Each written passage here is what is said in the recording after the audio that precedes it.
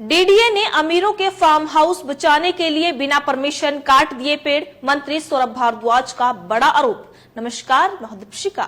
दिल्ली के रीस क्षेत्र में अवैध रूप से काटे गए 1100 पेड़ों के मामले में गुरुवार को शहरी विकास मंत्री सौरभ भारद्वाज ने डीडीए पर गंभीर आरोप लगाए। उन्होंने कहा कि भाजपा की एलजी साहब की डीडीए ने अमीरों के फार्म हाउस को बचाने के लिए बिना परमिशन के सैकड़ों पेड़ों की आहुति दे दी, जबकि यहाँ बिना सुप्रीम कोर्ट की इजाजत के एक भी पेड़ नहीं काटे जा सकते। उन्होंने बताया कि दिल्ली में किसी भी ट्रांसपोर्ट, सड़क या फ्लाईओवर के इंफ्रास्ट्रक्चर के लिए यूटी पैक की मंजूरी जरूरी होती है। यूटी पैक तय करता है कि कौन सी सड़क कहां और कैसे बनेगी।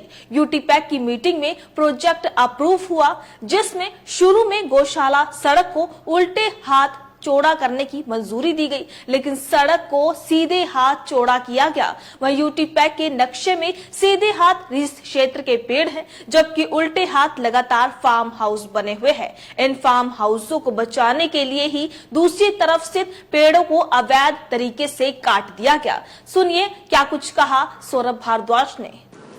कई दिनों से दिल्ली के eco sensitive Asola Bhati sanctuary के अंदर जो फॉरेस्ट एरिया है, जिसको दिल्ली का रिज कहा जाता है, जिसको सुप्रीम कोर्ट कई बार लंग्स ऑफ दिल्ली कह के बुलाता रहता है, जिस रिज एरिया के बारे में सुप्रीम कोर्ट का फैसला है 1994 का कि इस रिज में एक भी पेड़ कटेगा तो सुप्रीम कोर्ट की परमिशन लेनी पड़ेगी, तब वो पेड़ कटेगा। मैं रिज एरिया की बात कर रहा हूं।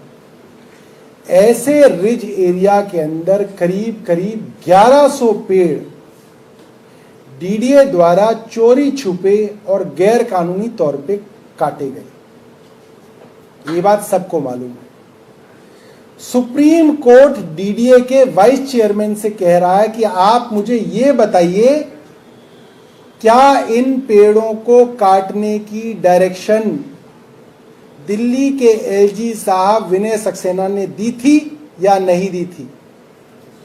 और डीडीए के वाइस चेयरमैन गोल इस चीज को घुमा रहे हैं।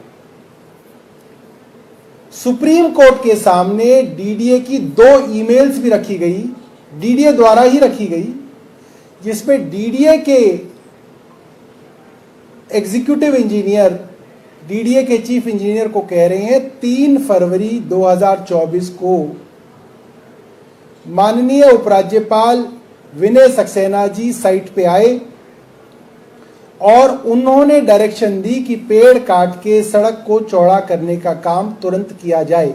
तो सुना आपने। बता दें कि मंत्री सौरभ भारद्वाज ने पत्रकार वार्ता में कहा कि दिल्ली की eco sensitive zone Asola Bhati sanctuary में डीडीए ने गैर कानूनी तरीके से 1100 पेड़ काट दिए। सुप्रीम कोर्ट ने डीडीए के वाइस चेयरमैन से पूछा कि क्या एलजी वीके सक्सेना 3 फरवरी को रीज एरिया में गए थे। मैं पूरी जिम्मेदारी से कह रहा हूं कि एलजी वहां 3 फरवरी को गए थे और इसके अलावा भी वो कई बार रीज एरिया का दौरा कर चुके हैं।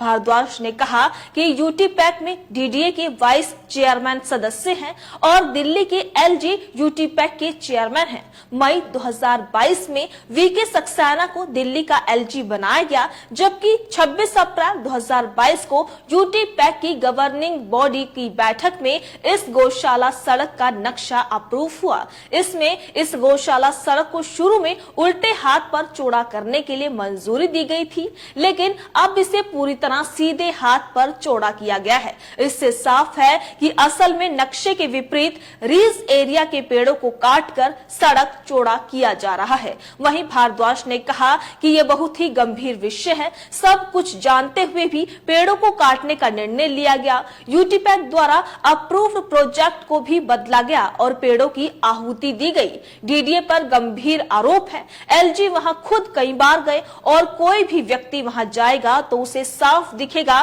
कि एक तरफ केवल फार्म हाउस है और दूसरी तरफ रीज एरिया के पेड़ है। वहां लोगों की आबादी बहुत कम है। फार्म हाउस की कुछ जमीन लेने के बाद भी वहां इतनी जमीन बच जाएगी कि उन फार्म हाउसों में आराम से लोग रह सकते हैं। तो आप देख सकते हैं कि दिल्ली की रीज एरिया के पेड़ों की काटने का मामला है जो वो है गर्म है। इस मामले पर रोज दिल्ली सरकार के मंत्री एलजी पर निशाना साध रहे हैं। गुरुवार को मंत्री सौरभ भारद्वाज ने एलजी और डीडीए पर बड़ा आरोप लगाया है। इस खबर को लेकर आपकी क्या राय है? अपनी राय कमेंट बॉक्स में लिखकर हमें जरूर बताइएगा। इसी तरीके से देश और दुनिया से जुड़ी हर छोटी से बड़ी अपडेट के लिए FBN यानी फ्रंटलाइन ब्रेकिंग न्यूज के साथ बने रहिएगा।